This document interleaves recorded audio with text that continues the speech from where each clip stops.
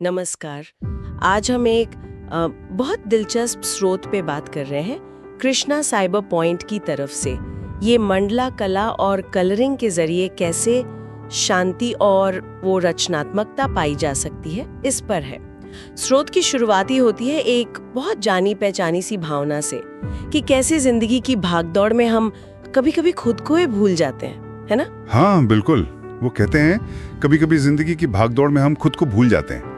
ये लाइन बहुत रिलेटेबल है। सही में।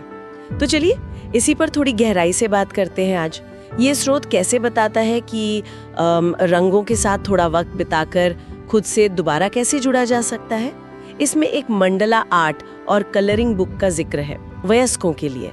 कहा गया है कि इसके में 30 खूबसूरत डिजाइन्स हैं, पर ये सिर्फ एक किताब तो नहीं है। नहीं, यहीं पर बात दिलचस्प हो जाती है। इसे सिर्फ एक एक्टिविटी नहीं बताया गया, इसे एक थेरेपी की तरह पेश किया गया है। थेरेपी? अच्छा हाँ, स्रोत दावा करता है कि ये डिजाइन्स जो हैं वो मन को शांत करते हैं, तनाव घटाते हैं और रचनात्मकता को एक तरह से जगाने में मदद करते हैं। वो लिखते हैं क्योंकि कलरिंग सिर्फ एक्टिविटी नहीं, ये थेरेपी है। ये अपने आप में बड़ी बात है। हाँ, ये थेरेपी वाली बात सोचने पर मजबूर करती है। मतलब क्या वाकई रंग भरना इतना शक्तिशाली हो सकता है, या ये बस आजकल जो वेलनेस का ट्रेंड चल रहा है उसका एक हिस्सा है? देखिए, सवाल तो अच्छा है। बात यह है कि मंडाला या जो जटिल पैटर्न होते हैं उनमें रंग भरने जैसी जो गतिविधियां हैं वो आपका फोकस बढ़ाती है ना? हाँ, ध्यान लगाना पड़ता है। बिल्कुल। जब आप उन छोटी छोटी बारीकियों पर ध्यान देते हैं तो जो बाहर की चिंताएं हैं वो कुछ देर के लिए पीछे हट जाती हैं। इसे माइंडफुलनेस कह सकते हैं, या फिर वो फ्लो स्टेट होता है ना। हाँ, फ्लो स्टेट, जब आप काम में खो जाते हैं। जी बिल्कुल वही, जब आप पूरी तरह से उस काम में डूब जाते हैं। तो हाँ, इसमें एक उपचारात्मक क्षमता तो हो सकती है, भले ही ये प्रॉपर क्लिनिकल थेरेपी का विकल्प ना हो। समझी। और जिस तरह से स्रोत इसे बयान करता है, हर पेज एक नई दुनिया जिसे आप अपने रंगों से सजीव बनाते हैं, ये सुनने में बहुत अच्छा लगता है। ये कल्पना को जगाता है।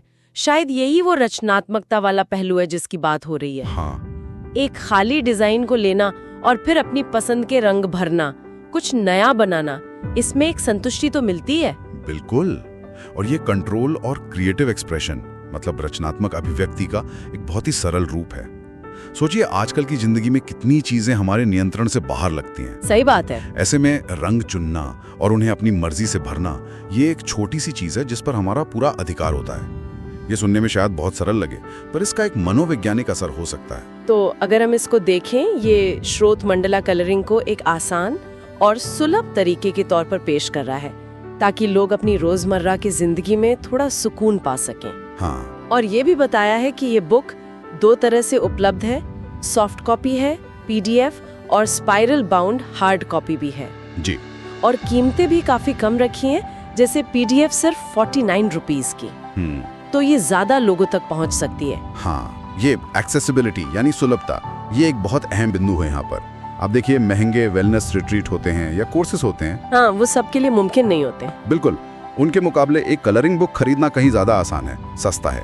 ये दिखाता है कि कैसे मानसिक शांति और रचनात्मकता के जो उपाय हैं उनका एक तरह से लोकतंत्रीकरण हो रहा है। लोकतंत्रीकरण अच्छा शब्द है। हाँ, छोटी छोटी चीजें भी मायने रखती हैं। स्रोत का अंत भी इसी तरफ इशारा करता है। कृष्णा साइबर पॉइंट, रंगों से सजी सुकून भरी जिंदगी। तो कुल मिला के कह सकते हैं कि ये स्रोत हमें याद दिला रहा है कि तनाव कम करने और खुद से जुड़ने के तरीके हमेशा जटिल या महंगे हों, ये जरूरी नहीं है। सही कहा। कभी कभी रंगों जैसी बहुत ही सरल चीजों में भी गहरा सुकून मिल सकता है। और ये हमें सोचने पर भी मजबूर करता है।